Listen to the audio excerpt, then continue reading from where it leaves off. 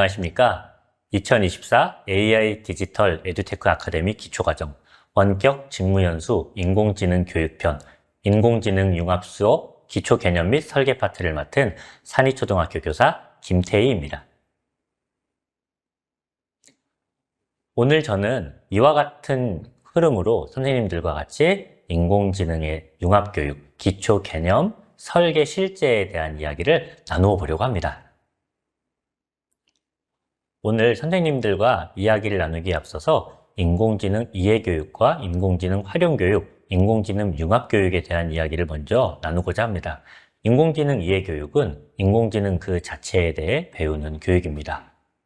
인공지능을 만드는 방법, 인공지능이 이루어지는 원리, 이런 부분들을 이해하고 이런 부분들에 대해서 알게 되는 것이 인공지능 이해교육이고요. 인공지능 활용교육은 이렇게 만들어진 인공지능 기술을 서비스나 제품을 통해서 교육에 활용하는 방법을 배우는 것입니다. 인공지능 융합교육은 다양한 교과에서 이렇게 만들어진 인공지능 기술을 인공지능 이해와 활용의 측면에서 접목하여 다양한 교과로 나타내는 것을 의미합니다. 초등학교 교사에게 특히 중요한 부분인데요. 초등학교 교사는 다양한 교과를 가르치기 때문에 이렇게 인공지능 융합 교육을 토대로 해서 인공지능의 기술과 교과를 접목시키는 것이 특히 중요하다고 할 수 있습니다. 그럼 저와 함께 인공지능의 개념과 역사에 대해서 간단하게 살펴보고자 합니다. 인공지능의 개념을 이야기할 때 우선 함수 상자를 이야기할 수 있을 것 같습니다. 초등학교, 중학교 때 수학 시간에 많이 보셨던 바로 그 그림이죠. 입력되는 값이 있고 출력되는 값이 있을 때 입력과 출력 사이에 프로그래밍을 저희가 함수 상자라고 이야기를 하는데요. 그렇게 데이터가 입력되었을 때 프로그래밍을 거쳐서 처리값이 출력되는 것들을 저희가 초등학교, 중학교 수학 시간에 많이 경험하신 바가 있습니다. 이러한 프로그램을 인공지능에 연결해서 생각해낸 사람들이 있었습니다. 1956년에 미국 다트머스 대학교에서 인공지능 학자들이 모여서 회의를 하게 되었는데 이러한 프로그램이 인간의 뇌와 같이 작동한다면 그래서 모든 입력값에 대해서 모든 출력값을 내놓을 수 있다면 바로 이것이 인간이 사고하는 것과 같은 효과를 낳지 않겠느냐라는 아이디어로 인공지능이라는 용어가 최초로 사용된 것이 바로 1956년입니다. 그러면 인공지능을 바라보는 두 가지 시각에 대해서 한번 이야기해 볼 수 있을 것 같습니다. 앨런 튜링이라는 수학자는 튜링 테스트를 제안하고 있습니다. 이 튜링 테스트는 기계와 사람을 맞추는 블라인드 테스트로 만약에 기계가 생각하는 행위를 만족스럽게 흉내내서 이 기계가 사람인가 기계인가 구분할 수 없다면 이렇게 생각하는 행위 자체를 하는 기계를 사고한다라고 이야기를 할 수 있을 것이라는 게 앨런 튜링의 아이디어입니다. 결국 인공지능의 이해 여부는 중요하지 않다고 이야기하는 게 앨런 튜링인데요. 이에 반해서 존 설이라는 학자는 중국어의 방이라는 사고 실험을 제안하고 있습니다. 중국어를 전혀 모르는 사람을 한 방에 가두어 놓고 이 방의 바깥에서 중국어에 대한 문장이 담긴 문장을 이 방 안으로 밀어 넣었을 때 이 방 안에 있는 사람은 전혀 중국어를 알지 못하지만 이 방 안에 가득 차 있는 중국어와 한글에 번역되어 있는 쪽지를 보고 이 쪽지에서 중국어를 한글로 번역하여서 한글로 번역된 문장을 방 바깥으로 내어놓는다고 존설은 사고 실험을 제기하고 있습니다. 이러한 사고 실험의 결과 방 안에 있는 사람은 중국어를 전혀 이해하지 못하지만 중국어를 한글로 번역된 문장을 방 바깥으로 내어놓을 수 있게 되고 이때 존설은 이렇게 내어놓은 문장이 비록 중국어를 한글로 번역한 것이지만 과연 이때 방 안에 있는 사람이 이 문장을 이해한 것이냐라는 의문을 토대로 해서 이것이 인공지능이 하는 방법이라면 인공지능이 과연 이해하고 있다고 이야기할 수 있는지 반문하고 있습니다. 결국 인공지능의 역사에 있어서 가장 중요한 키워드는 이해입니다. 인공지능이 과연 인간이 하는 것 같은 이해를 할 수 있는지 없는지 이것을 토대로 해서 인공지능 기술은 계속 발전하고 개념을 변화시키고 있습니다. 이러한 이해를 바탕으로 인공지능 학자들은 인공지능의 수준을 조금씩 다르게 이해하고 해석하기 시작했습니다. 처음에 인공지능은 단순한 제어 프로그램에 불과했습니다. 저희가 지금 활용하고 있는 많은 AI 청소기, AI 세탁기를 생각해 보면 좋을 것 같습니다. 인공지능이라고 할 수 없습니다. 단순한 센서 기능을 갖춘 제어 프로그램에 불과합니다. 실제로 많은 학자들이 인공지능에 대해서 처음 생각했던 것은 많은 질문에 대해서 하나도 빼놓지 않고 답을 내어놓을 수 있다면 그것이야말로 인간이 하는 것을 그대로 흉내내는, 인간이 하는 것처럼 보여주는 인공지능이 되지 않을까라는 생각을 했던 것입니다. 그런데 한 가지 문제가 있습니다. 인간이 모든 질문에 대해서 모든 답을 똑같이 내어놓지 않는 것처럼 인공지능도 모든 질문에 대해서 똑같은 방식으로 답을 내어놓는다면 그것이 인간의 행동을 흉내낸 것이라고 하기 어렵다는 어려움이었습니다. 또한 모든 질문에 대해서 모든 답을 단달하는 것 자체도 기술적으로 불가능하였습니다. 그러다 보니까 인공지능 개념과 인공지능 기술은 정체되기 시작했는데요. 그러다가 머신러닝 인공지능에 대한 아이디어를 많은 인공지능 학자들이 제시하기 시작했습니다. 머신러닝 인공지능은 가공된 데이터를 기반으로 인공지능이 학습하도록 만드는 것입니다. 이렇게 인공지능이 학습하도록 만들기 위해서 인공지능 학자들은 프로그래밍 변수 조정을 토대로 해서 알고리즘을 최적화하는 기술을 활용하기 시작했습니다. 그러다가 조금 더 나아서 딥러닝 인공지능 개념이 나오기 시작했습니다. 인공지능에 대해서 학자들이 혹은 기술자들이 프로그래밍을 해서 그 프로그래밍을 토대로 인공지능이 학습을 하는 것이 아니라 단지 인공지능은 학습하는 방법만을 프로그래밍할 뿐 학습을 스스로 해나가는 기술적인 원리를 활용하기 시작한 것입니다.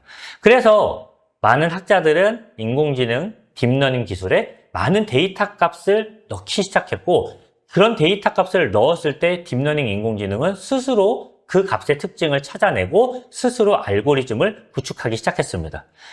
물론 이땐 어려움이 있습니다.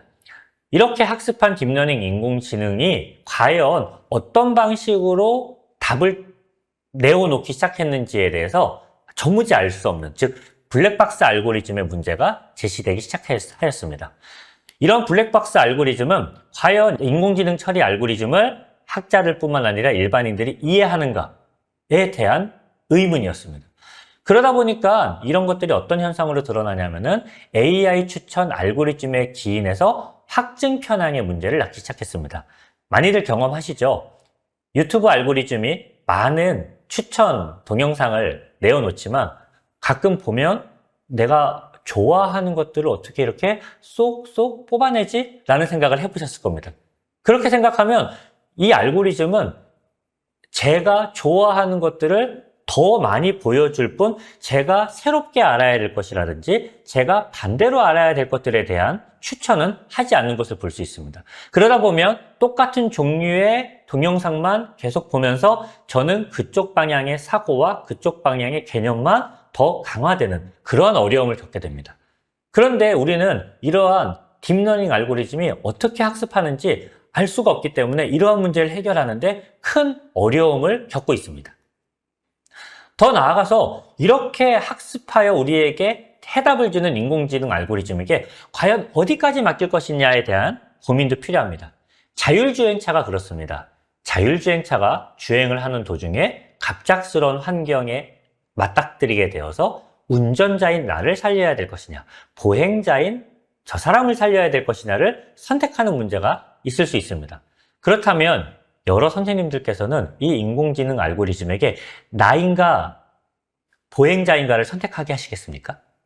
혹은 영화 스페이스 오디세이 2001에서 인공지능 컴퓨터인 할이 결정하는 것을 우리가 생각해 볼 수 있습니다. 이 영화에서 할은 우주선의 목표를 달성하기 위해서 우주선에 탄 모든 우주 비행사를 죽이겠다라는 결정을 스스로 내리고 실제로 실행하기 시작합니다. 비록 영화일 뿐이지만 우리에게 닥치는 문제일 수도 있습니다.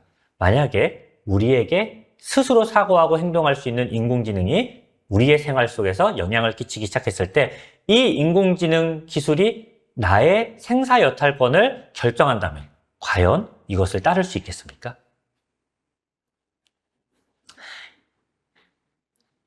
여기까지가 약인공지능의 범주입니다. 강인공지능은 아직까지 우리에게 나타나지 않았지만 우리는 약인공지능을 통해서 인간이 만들어준 데이터 값을 통해서 스스로 학습하고 스스로 무언가 결정을 내리는 그러한 인공지능 기술을 이미 가지고 있습니다. 알파고가 그것을 우리에게 보여준 바 있습니다. 어느 순간인가 우리에게는 특이점이 올 수도 있습니다. 특이점은 레이 커즈와일이 이야기했던 특이점이 온다라는 책에서 나왔던 단어입니다. 이 단어는 과학적 현상에 대한 단어인데요. 레이 커즈와일은 이 단어를 인공지능 기술에 접목하여 어느 순간 인간이 데이터를 주지 않아도 스스로 학습하여 스스로 결정을 내리는 강인공지능의 시대가 올 것이라고 예측하였습니다. 이것을 특이점이라는 단어로 나타내고 있는데요. 우리에게 언제 이러한 특이점이 다가올지 궁금할 뿐입니다.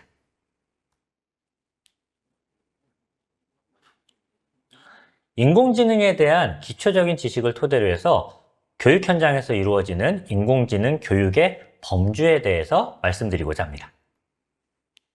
생성형 AI에게 물어보았습니다. 저는 딱 세 단어로 물어보았습니다. AI 교육이 뭐야? 그렇게 물어보았더니 생성형 AI는 저에게 이렇게 답하였습니다.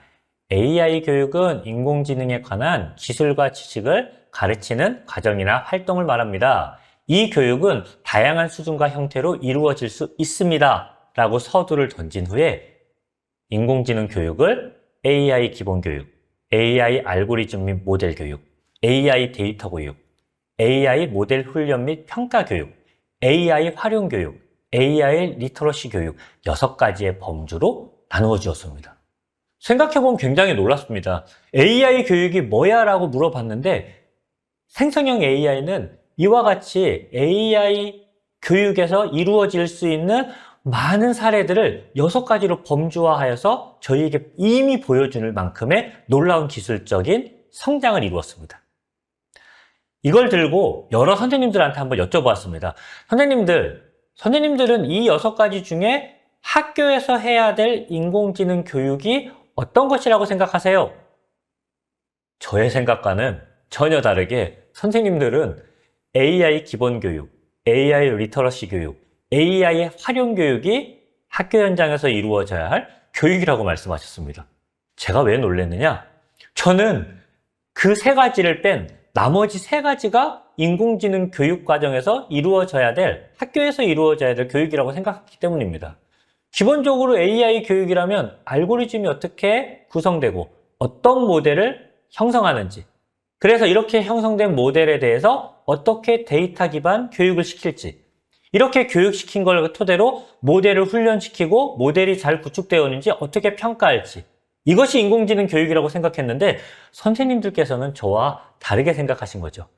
학교에서는 AI 기본 교육, AI가 하는 일, AI가 어떤 역할을 할 수 있는지에 대해서 학생들과 이야기하고, AI 리터러시 교육, AI가 우리 생활에 불러올 수 있는 윤리적인 문제는 무엇인지에 대해서 교육해야 되고, AI 활용 교육, AI의 기술을 우리가 어떻게 활용할 수 있는지를 학생들과 이야기하는 것이 중요하다고 선생님들은 평가하신 것입니다.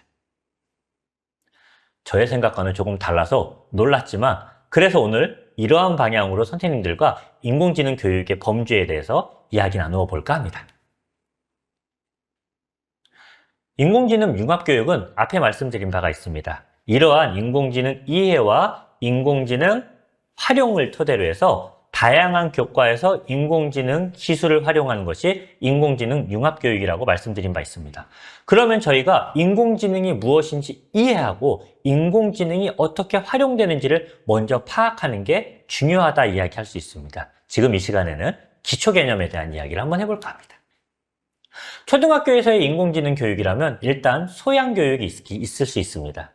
이 소양교육은 어린이들이 인공지능을 교육 현장에서 최초로 만나는 시간입니다.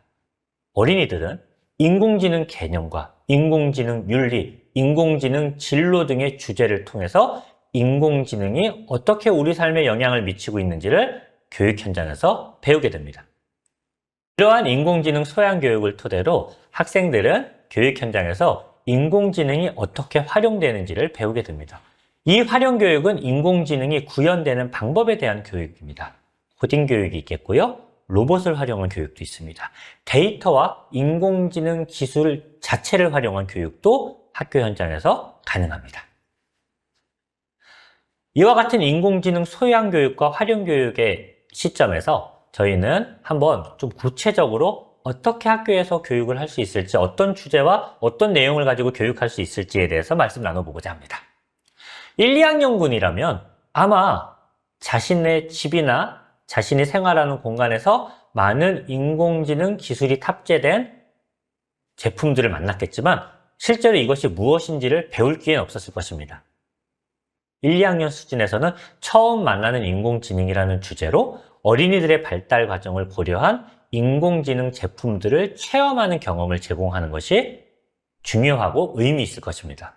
그래서 말하면 대답해주는 그러한 인공지능 스피커 등을 활용해서 반응형 체험 교구를 경험해보게 하는 그러한 교육을 할 수 있습니다. 이런 교육이 수준이 낮다고 생각하지 않으셔도 됩니다. 어린이들은 인공지능 스피커에게 말하고 대답해본 경험이 있을지 모르겠지만 이게 인공지능인지 모르는 상황입니다. 이런 것들을 소개해주는 것이 1, 2학년 수준에서 학생들이 편하게, 쉽게, 하지만 의미 있게 인공지능을 만나는 교육이 될 수 있습니다. 이제 3, 4학년쯤 되면 인공지능이란 말을 아마 쓰기도 하고 들어보기도 했을 것입니다. 집에 누구나 다 AI 청소기, AI 에어컨 등을 가지고 있지 않습니까? 이때 어린이들에게 인공지능에 대해서 조금 더 사례와 체험 중심으로 소개해 줄 수 있습니다. 알파고는 잘 모를지도 모릅니다. IBM, 왓슨도, 알파스타도 어린이들은 잘 모를 수도 있습니다. 하지만 우리 선생님들은 인공지능에 대해서 관심을 가지고 있으시면서 이러한 이야기를 아마 한 번쯤은 들어보셨을 것입니다. 알파고는 인간만큼 혹은 인간보다 더 뛰어난 바둑을 두는 기술입니다. IBM 왓슨은 많은 의료 데이터를 토대로 해서 사람이 가지고 있는 데이터를 해석하고 분석하여 어떻게 치료하고 어떻게 인간을 케어해야 될지 의사를 돕는 기술입니다. 알파스타는 아마 젊지 않은 많은 선생님들이 스타크래프트라는 온라인 게임을 해보셨을 텐데 인공지능이 스타크래프트를 게임하는 그러한 기술입니다. 이러한 인공지능 사례가 이미 우리 생활에 널리 펴지게 되었다는 것을 안내해 준 후에 학생들이 스스로 우리 주변의 인공지능에 대해서 조사해보고 발표하는 기회를 준다면 학생들이 조금 더 가깝게 인공지능에 대해서 배우고 이해하게 될 것입니다. 그리고 5, 6학년쯤 되면 5, 6학년은 교육과정상의 소프트웨어 교육과정이 이미 구현되어 있는 학년이고 2022 개정 교육과정에는 인공지능 교육과정이란 이름으로 학생들이 배우게 되는 바로 그 학년인데 그 학년에서는 우리 주변의 인공지능에 대해서 조금 더 깊이 있게 이야기하면서 약인공지능, 강인공지능 혹은 학자들 중에는 슈퍼인공지능이라는 개념들을 이야기하기도 하는데 이런 개념들을 만나면서 과연 어린이들이 앞으로 20년 뒤, 30년 뒤 살아갈 현장에서 어떻게 인공지능 기술들이 우리 앞에 펼쳐질지를 가늠해보는 교육으로 학생들과 인공지능에 대해서 이야기 나누실 수 있을 것입니다.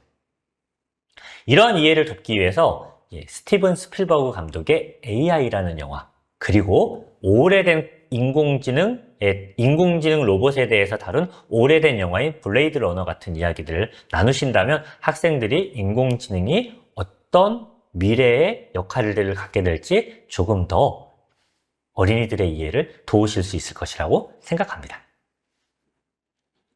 인공지능 소양 교육에서 이러한 인공지능의 개념에 대해서 다루셨다면 인공지능 리터러시 교육으로 접근하실 수 있습니다. 아까 말씀드렸던 인공지능 자율주행차의 문제, 운전자의 안전이냐, 보행자의 안전이냐를 인공지능이 결정한다고 할 때 과연 우리는 이러한 결정을 어떻게 바라보아야 할 것인가에 대한 생각 나눔이 교육 현장에서 반드시 필요하다고 이야기할 수 있습니다. 혹은 선생님들 중에 아마 이런 프로그램을 보신 분이 있을 수도 있습니다. 죽은 자녀의 동영상, 죽은 자녀의 목소리, 죽은 자녀의 사진을 인공지능 기술로 학습시켜서 VR 방식으로 죽은 자녀를 다시 구현하는 그러한 동영상이, 그러한 프로그램이 한때 많은 분들의 심금을 울리기도 하였습니다. 그러나 이것은 윤리적으로 생각해 보아야 할 문제입니다.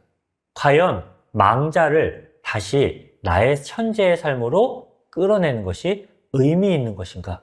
혹은 이것이 망자를 잊지 못한 현재의 삶을 지속하게 만드는 또 다른 슬픔이 될 것인가에 대한 부분도 학생들과 충분히 나누어 보아야 할 윤리적인 문제입니다. 아까 말씀드렸던 확증 편향의 문제도 한번 생각해 볼 수 있습니다. 이것을 미디어 리터러시 관점에서는 필터 버블이라고 이야기합니다. 거품이 낀 것이죠. 나의 생각, 나의 가치관을 인공지능이 추천해 주는 것에 단지 의존한다면 내가 이런 것들을 걸러내고 이런 것들을 분별해야 되는 필터 작용에 문제가 생겼다고 이야기할 수도 있을 것입니다. 어린이들, 특히 요즘 많은 동영상들을 시청하며 시간을 보내고 있는 어린이들에게 이러한 필터 버블의 문제는 학생들의 일상생활에 밀접하게 연결되어 있는 윤리적인 문제라고도 할 수 있습니다. 인공지능이 만든 노래의 저작권은 어떠할까요?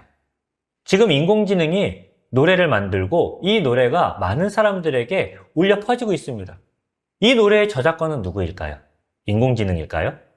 인공지능을 만든 기술자일까요? 혹은 많은 인공지능들은 이미 인간이 만들어 놓은 데이터를 토대로 학습하고 있습니다.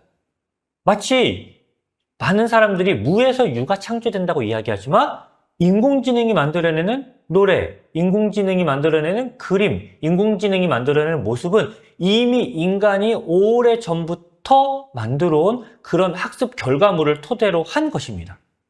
그러면 그러한 인공지능이 만들어내는 저작물은 인간에게 기대고 있는데 그 인간에게 저작권을 돌려줘야 되지 않을까요?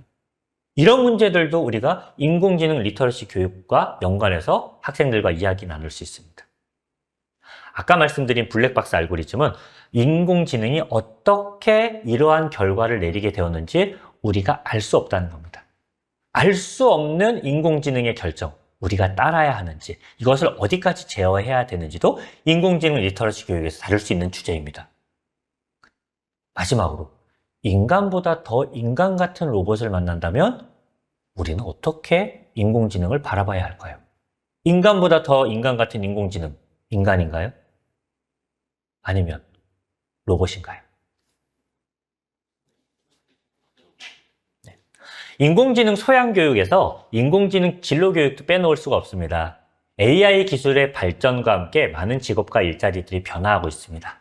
이러한 일자리 변화의 역사와 AI에 따른 새로운 일자리들이 만들어지는데 우리는 이런 기술의 발전에 따른 일자리 감소에 따라서 고용 없는 성장이 이루어질 때 이때 얻어지는 많은 열매들, 많은 이익들을 과연 어떻게 해야 될 것인가?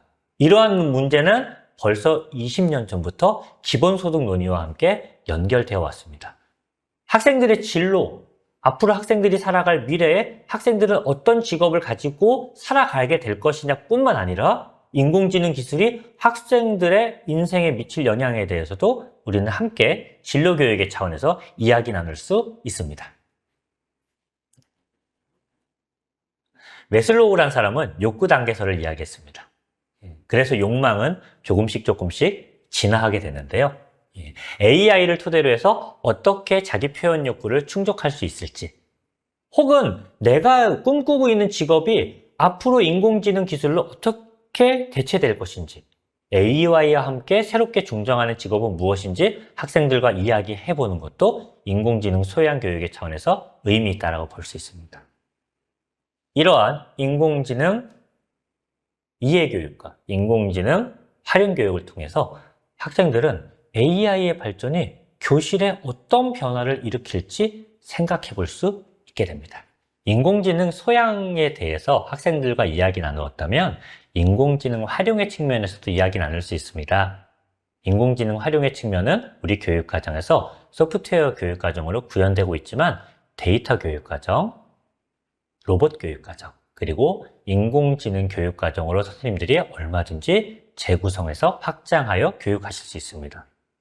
특히 소프트웨어 교육과 관련해서 많은 선생님들께서 코딩을 생각하시는데 코딩보다 언플러그드 활동이 먼저 왔을 때 학생들의 발달 수준을 고려한 의미 있는 학습을 이룰 수 있습니다.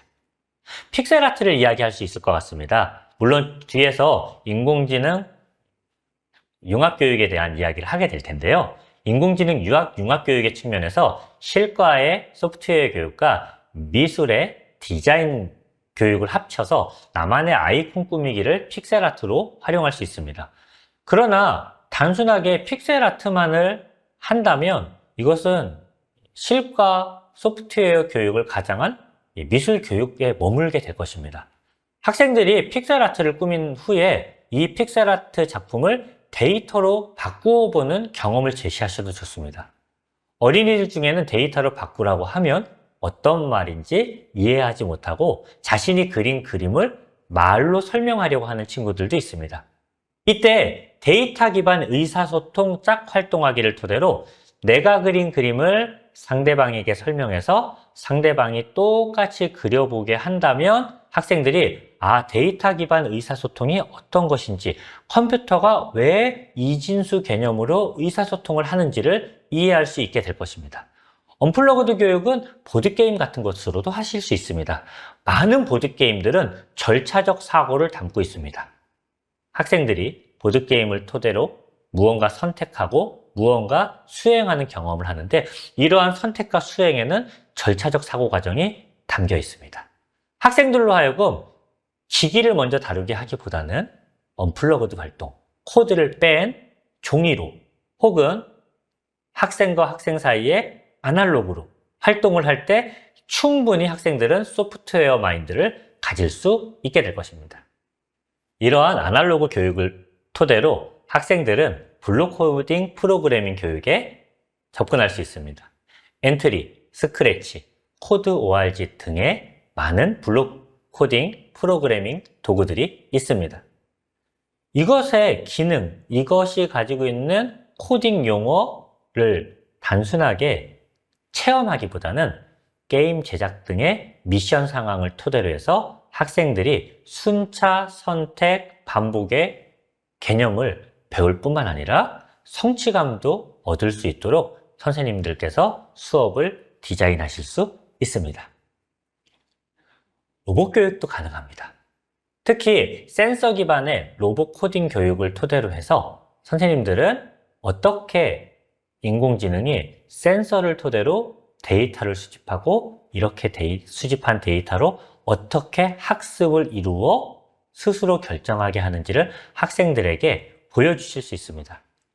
물론 우리가 만드는 프로그램, 우리가 사용하는 로봇 기능은 굉장히 단순할 뿐입니다. 하지만 센서 기반 미로 탈출 방식의 프로그래밍 혹은 이미지 인식 기반 자율주행 프로그래밍 등의 다양한 학교 현장에서 활용할 수 있는 수업들이 소개되어 있고 이런 것들을 토대로 학생들은 인공지능이 데이터를 수집하고 처리하여 어떤 방식으로 우리 삶에 기여하는지를 배울 수 있습니다. 너무 어렵지 않아도 좋습니다. 초등학생들에게 너무 어려운 것을 소개한다면 학생들의 발달 단계상 이것을 이해하지 못한 채 넘어가거나 이해할 수 없는 것 때문에 힘들어할 가능성이 훨씬 높다고 할 수 있습니다. 교사는 저 뒤까지 그려야 하지만 학생들에게는 이 앞만 보여줘도 괜찮습니다. 그 다음 단계를 밟아 나갈 수 있도록 학생들의 동기를 유지하고 학생들을 북돋는 것에 조금 더 초점을 맞추고 학생들이 소화할 수 있는 다양한 활동들로 선생님들께서 수업을 꾸려 나가신다면 학생들이 인공지능이 다가오는 시대에 조금 더 인공지능에 대한 이해를 높인 상황에서 성장하고 자라게 될 수 있을 것으로 기대합니다. 이와 같은 방식으로 학생들은 로봇을 활용해서 센서 기능을 활용하고 미로를 찾는 수업을 실제로 설계해보고 운영해보는 경험을 할 수 있습니다. 데이터 교육은 특히 요즘 시대의 중요한 주제입니다. 인공지능 기술의 딥러닝, 머신러닝에서 무수히 많은 데이터들이 학습에 활용되고 실제로 인공지능의 효과를 거두는 데 기여하고 있습니다. 요즘 한참 뜨거운 생성형 AI도 어마어마한 데이터 처리를 토대로 마치 인간보다 더 똑똑한 답들을 내어놓는 것들을 지금 경험하고 있습니다. 이러한 아이디어를 토대로 선생님들은 수학교과나 아니면 실가교과 연계하여 데이터를 수집하고 분류하고 전처리한 후 분석하여 해석하고 예측하는 모델을 구축하는 수업을 하실 수 있습니다. 학생들에게는 스프레드시트 기반의 데이터를 수집하고 분류하면서 스스로의 기준을 토대로 데이터를 구축하는 경험만으로도 충분히 초등학교에서 의미 있는 융합교육의 기초 개념을 배운다고 이야기할 수 있습니다.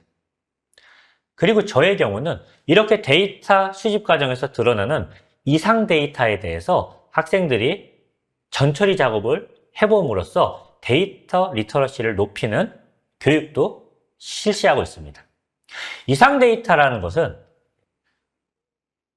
상식적으로 생각할 때 나와야 할 데이터 값이 나오지 않는 저희 흔히 얘기하는 튀는 데이터 값을 처리하는 것을 이야기합니다. 물론 모든 데이터 값을 다 넣어서 학습을 시키면 변형이 없으니까 있는 그대로의 데이터 처리라고 이야기할 수 있지만 그렇게 될 경우에는 그 톡 튀는 데이터가 마땅히 내려야 될 판단을 방해하는 데이터 값이 되기도 합니다. 이렇게 장애물을 걷어내는 작업을 저희가 전처리 작업이라고 하는데요. 학생들과 이상한 데이터 값을 걸러내는 경험을 토대로 해서 데이터를 얼마나 잘 구축하는 것이 인공지능 학습에 도움이 되는지를 학생들이 한번 경험해 볼 수 있는 그러한 수업으로 진행할 수 있습니다. 그래서 저의 경우는 수학과 실과 교과를 접목하여 통계 활용 탐구 수업을 학교에서 진행하고 있습니다. 조금 있다가 말씀드려야 될 부분을 미리 말씀드렸는데요. 이런 데이터 모델 구축의 단계에서 저희는 통계 활용 탐구 활동 수업뿐만 아니라 데이터 분석을 통한 데이터 활용 모델을 구축하기도 하고 공공 기반 데이터를 활용한 데이터 활용 모델을 구축하기도 합니다. 이에 대한 자세한 설명은 다음 차시에 이어지는 빅데이터 활용 수업 사례와 설계 파트에서 설명할까 합니다. 이렇게 인공지능 이해와 인공지능 활용 교육에 대해서 한국과학창의재단에서는 초등학교 1학년부터 4학년용, 초등학교 5학년부터 6학년용의 학교에서 만나는 인공지능 수업이라는 교재를 제작하여 배포한 바 있습니다. 많은 초등학교에서 인공지능 수업 교재를 활용되고 있는데요. 선생님들께서 관심 있게 지켜보신다면 이 가운데 지금 이야기한 수업들의 아이디어를 얻으실 수도 있을 것입니다. 물론 이 교재에 담긴 내용을 제가 앞에 사례로 든 것은 아닙니다. 이 사례와 교재의 사례를 선생님들께서 접목하셔서 더 풍성한 수업을 꾸리실 수 있을 것이라고 생각하여 아래 링크와 함께 선생님들께서 자료를 다운받아 보실 수 있도록 안내해 드렸습니다. 그렇다면 인공지능 융합교육 어떻게 설계할 수 있을까요? 우선 2022 개정 교육과정상의 성취 기준을 살펴볼 수 있습니다. 이 성취 기준은 2015 개정 교육과정의 소프트웨어 교육과정을 인공지능에 더하여 확장시킨 교육과정상의 성취 기준으로 이해하실 수가 있습니다. 학생들은 컴퓨터를 활용한 생활 속 문제 해결 사례를 탐색하고 해결하기 위한 알고리즘을 찾고 학생들은 컴퓨터에게 명령하는 방법을 체험하며 프로그램을 작성하며 실생활의 문제를 해결하는 다양한 프로그램들을 타인과 공유하는 경험을 해보았습니다. 2022 개정 교육과정에서는 여기에서 더 나아가 데이터의 특징을 이용하고 인공지능에 활용할 수 있는 데이터 유형과 형태를 탐색하며 인공지능이 만들어지는 과정을 토대로 인공지능이 사회에 미치는 영향까지 알아보게 될 것입니다. 아직 2022 개정 교육과정이 학교 현장에서 시행되지 않고 있습니다. 5, 6학년은 2026학년도에 2022 개정 교육과정을 현장에서 만날 수 있습니다. 하지만 선생님들은 교육과정 재구성의 방법을 토대로 다양한 인공지능 융합교육을 설계해 보시고 실제로 현장에서 적용해 보실 수 있습니다.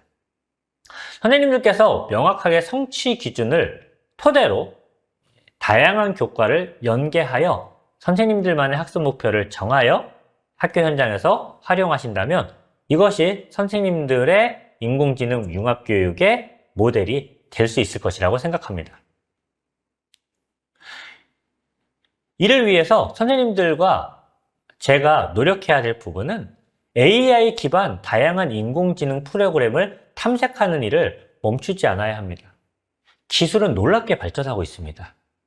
챗GPT 생성형 AI가 나올 것이라고 재작년 이맘때는 생각도 해본 적이 없습니다.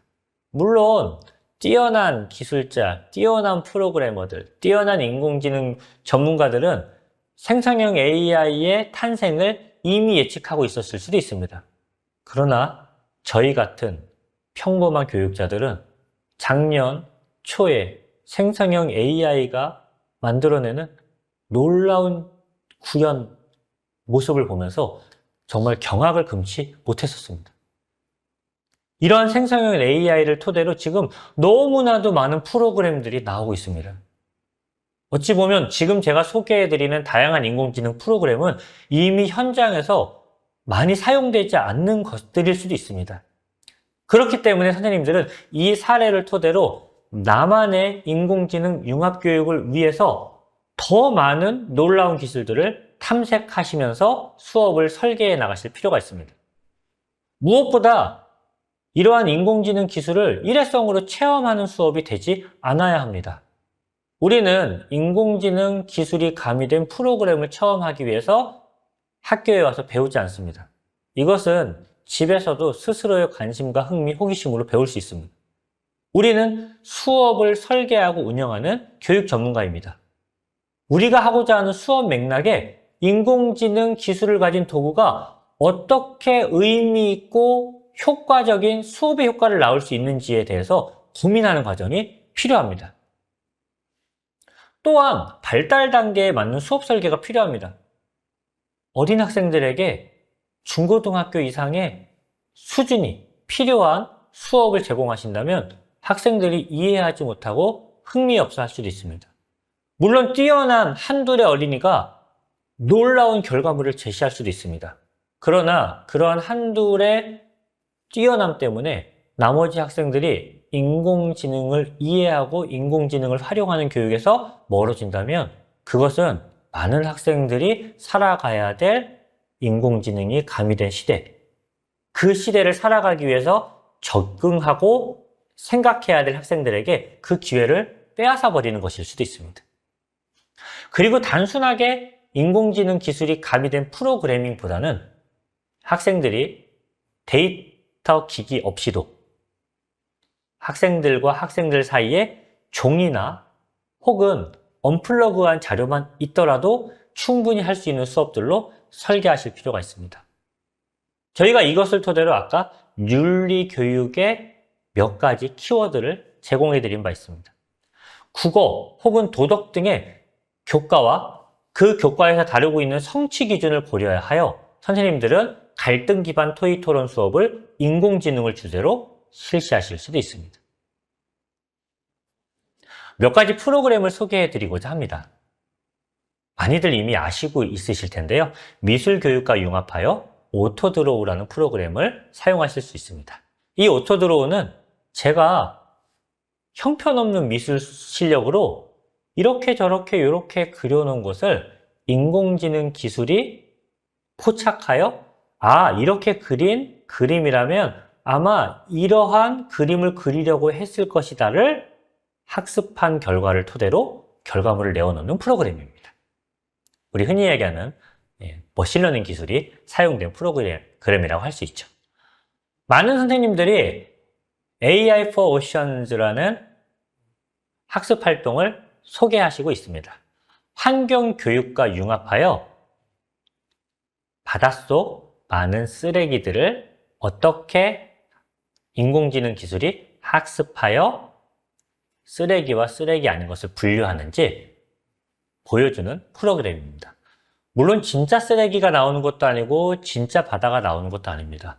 그래서 아쉬움이 있지만 인공지능이 어떻게 학습을 이루어가고 어떻게 자신이 학습한 것들을 결과물로 내는지 환경 교육에 융합한다면 선생님들이 학생들로 하여금 조금 더 환경 친화적인 생각들을 가지게 수업을 구성하실 수 있을 것입니다. 얼마 전 한 교사가 생성형 AI 기반으로 수업 활용 도구를 낸 바가 있습니다. 누구든 AI라는 이름을 가진 이 생성형 AI 기반 페이지는 많은 경험들, 또 학생들이 실제로 닥칠 수 있는 많은 사례들을 가상해서 생성형 AI 기반으로 학생들이 AI와 대화하면서 자연스럽게 문제를 해결해 나가는 경험을 할 수 있도록 구성된 페이지입니다. 특히 이 생성형 AI, 누구든 AI라는 프로그램은 학생들이 진로 교육을 하기에 참 유용할 것 같습니다. 많은 직업들을 그 특징과 함께 학습시킨 후 학생들이 직업을 선택하고 그 직업에 대해 궁금한 것을 물어볼 때 학습된 AI가 대답하도록 구현되어 있는 항목이 있는데요. 이것을 토대로 선생님들께서 진로 교육과 연계해서 AI가 어떻게 활용되는지 선생님들께서 수업을 운영하신다면 학생들도 자신이 알고 싶은 직업에 대해서 조금 더 깊이 있게 알 수 있을 뿐만 아니라 선생님들께서도 AI의 학습 수준을 가늠하시면서 수업을 설계 운영하실 수 있을 거라고 생각합니다. 지금은 아까 말씀드린 대로 생성형 AI의 API 기반 다양한 유료 무료 프로그램이 등장하고 있습니다. 이러한 프로그램들은 교사가 수업 현장에서 체험 이상의 활용으로 나아가도록 돕는 역할을 수행합니다. 글쓰기를 돕고 번역을 돕고 그림을 돕고 학생들이 무언가 음악을 만든다든지 예술 활동을 하는 것들을 돕는 역할을 수행하고 있습니다. 저희가 항상 잊지 말아야 될 것은 배움의 기반 위에서 적절한 위치에 이러한 도구들을 놓는 것입니다. 저의 강의를 정리하겠습니다. 이번 시간에는 인공지능의 개념이 변화해온 역사를 토대로 인공지능의 의미를 이해하였습니다. 인공지능 교육의 범주를 기반으로 교실에서 실천할 수 있는 인공지능 커리큘럼을 다양하게 소개해드렸습니다. 인공지능 융합교육에서 활용할 수 있는 기초적인 도구를 안내해드리고 인공지능 융합에서 특별히 선생님들께서 주의하셔야 할 부분들에 대해서 안내해드렸습니다. 감사합니다.